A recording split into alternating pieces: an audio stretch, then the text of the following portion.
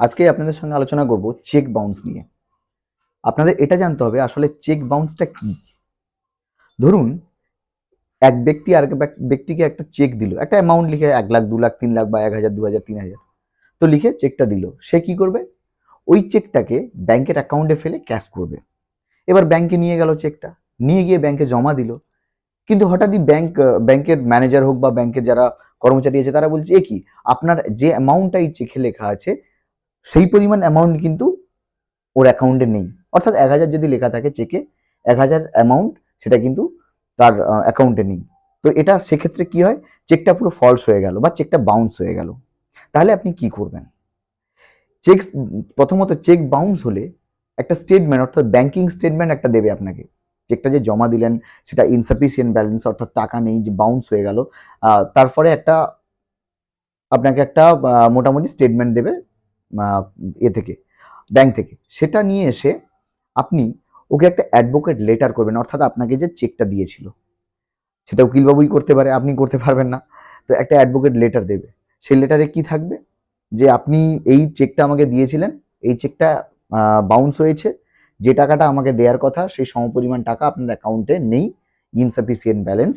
সেক্ষেত্রে আপনার চেকটা বাউন্স করেছে। হয় আপনি আমাকে এতদিনের মধ্যে জানান বা যোগাযোগ করুন, বা টাকা রিটার্ন দেন, কিভাবে রিটার্ন দেবেন আপনি বলুন। এই যে ব্যাপারগুলো, না হয় আমি আপনার এগেনস্টে আইনত ব্যবস্থা নেব। তো দেখা যাবে আপনি যাকে নোটিশটা পাঠালেন সে কিন্তু কোনো রকম আপনার সাথে যোগাযোগ করলো না। তাহলে আপনি কি করবেন? আপনাকে 138 নেগোসিয়েবল ইনস্ট্রুমেন্ট অ্যাক্টে মামলা করে আপনার যে টাকা, অর্থাৎ চেক যে বাউন্স করেছে তার টাকা আপনাকে ওই ব্যক্তির কাছ থেকে নিতে হবে। এবার আপনাকে একটা কথা বলি, আপনি এই চেক বাউন্সের মামলা করতে গিয়ে বা আপনার টাকায় রিটার্ন করতে গিয়ে, অর্থাৎ চেকে যে পরিমাণ টাকা আছে, যা যা প্রবলেম আপনি ফেস করছেন মানসিকভাবে বা অর্থনৈতিকভাবে, মামলা করতে গিয়ে আপনার খরচ, সেটাও কিন্তু চেক বাউন্সের মামলার দ্বারা তুলে নেওয়া যায়।